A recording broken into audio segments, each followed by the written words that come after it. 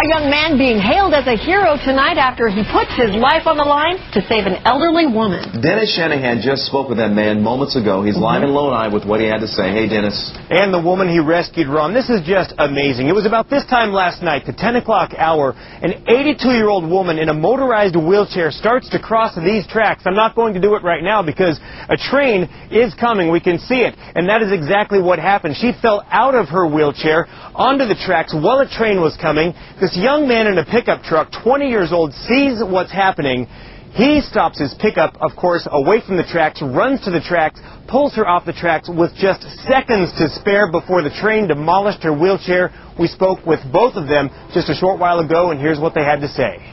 The chair stuck and she had fallen out. I knew I couldn't get up, and I knew I couldn't get off the railroad tracks. It was either sit there and watch her get hit by a train or do something, and there's no way I could have just sat there, because that'd be a lot harder to live with than to just try and not be able to do it. It was almost on me when he grabbed me up and took me off the railroad tracks. I pick her up and take maybe 2-3 steps back, and I turn around because I was afraid of being hit by debris from when the train hit the wheelchair, and it just demolished the wheelchair.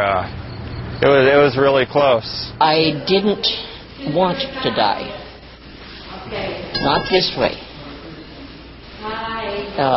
I wanted to die peacefully, not by a train. You do it again? Oh, yeah. He saved my life. He saved my life. That's all I can say. And I love him for it. Okay, so just picture this. It was exactly like this. These crossing arms were down, the lights were ringing. They knew they only had seconds. And Samuel, he didn't even stop for a second. He knew exactly what he needed to do. And as you heard, he would do it again. Oh, amazing story there, Dennis. Incredible. All right. Thank you so much, Dennis. You bet.